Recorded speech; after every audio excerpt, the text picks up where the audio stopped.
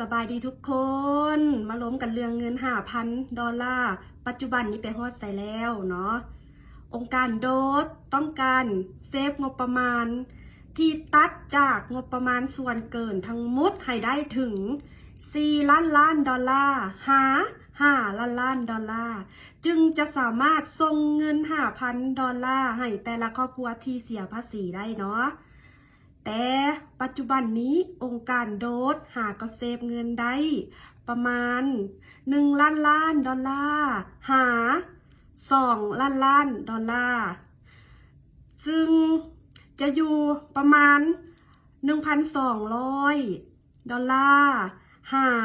1,500 ดอลลาร์แต่ละครอบครัวที่เสียภาษีแต่ถ้าจะส่งให้ทุกคนจะอยู่ที่ประมาณ600 ดอลลาร์700 ดอลลาร์เท่านั้นเนาะ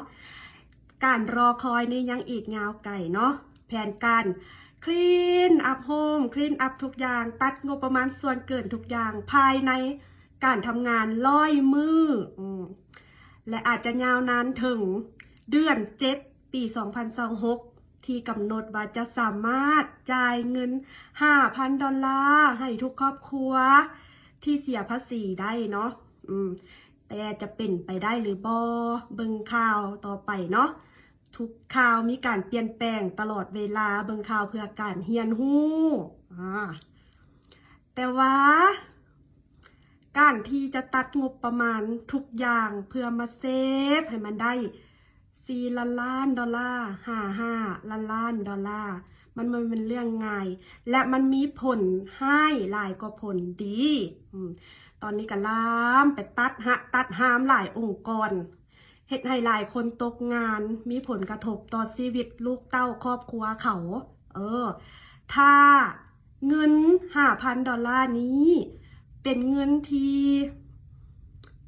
เขาส่งคืนมาจากเงินภาษีของเจ้าเพื่อมาซื้อเสียงเจ้าเพื่อมาซื้อใจเจ้าภูมิใจบ่ถ้าเจ้าได้เงินส่วนนี้แล้วเฮ็ดให้คนตกงานหลายงานคือเงินคือชีวิตลูกเต้าครอบครัวเขาเดือดร้อนหลายเจ้าภูมิใจบ่สำหรับข่อยนี่บ่ได้ก็บ่เป็นหยังได้ก็ดีเพราะมันเป็นเงินภาษีของเขาเองทั้งนั้นเนาะที่เขาส่งคืนมาให้มันเป็นทานก็เบิ่งเอาว่าทานได้ความรู้หยังจากรัฐบาลนี้